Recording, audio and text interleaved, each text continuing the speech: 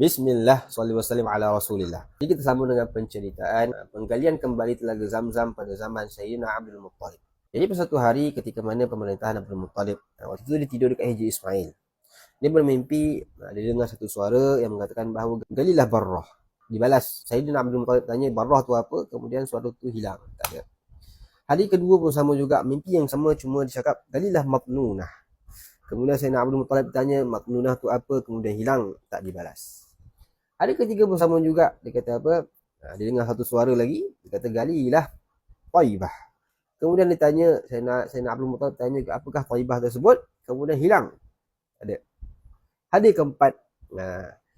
Suara tersebut kata galilah Zamzam. Kemudian ditanya. Waktu ni dijawab. Dia tanya, Sayyidina Abdul Muttalib tanya Zamzam tu apa. Dia kata dibalas dengan Zamzam ialah ia ialah telaga yang tidak akan kering dan tidak ada tercela padanya. Tanyalah, kat mana kau lokasinya? Kemudian dibalas dengan dia di antara darah dan juga perut.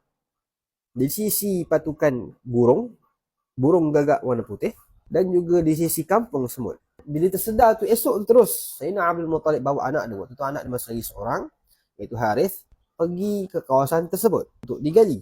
Cerita kat sini besar, luas. Nak gali kat mana tempat ni? Sebab tu dikatakan di antara Safa dengan Marwah. Dia berada di antara Berhal Isaf dengan Nailah. Dekat Safa dengan Marwah lah. Bila berlaku benda macam tu, mula cari dengan anak dia. Waktu tu dengan Haris cari. Kemudian bila tak jumpa, duduk tepi tu. Datang satu rombongan, dia bawa seekor lembu untuk dihadiahkan kepada Kaabah. Dulu kalau orang nak bagi hadiah kat Kaabah sebagai tanda hadiah untuk Kaabah lah, Baitullah, nak sembelih tau kat tepi tu. Jadi dia nampak satu kumpulan Arab ni, dia sembelih lembu tersebut kat tepi Kaabah. Waktu tu depan mata dia lah, tumpah darah kat situ, satu tanda. Kemudian lembu tersebut berjalan sikit, kemudian tumbang sepenuhnya, maksudnya meninggal sepenuhnya di kawasan tu, dan dilapah di situ dan dikeluarkan perut kat kawasan tu. Tanda kedua dah muncul. Kemudian dia tengok-tengok kat kawasan tersebut, masih lagi besar kan. Kemudian dia cari kat area tersebut, dia cari, dia nampak satu kampungan semut, tapi masih lagi besar. Kampungan semut besar. Tak lama kemudian datanglah seekor burung gagak yang ada bulu warna putih. Kemudian dia mematuk kat kawasan semut tersebut. Kemudian diketahuilah bahawa situlah tempat yang harus digali. Digali. Anaknya Haris menjaga.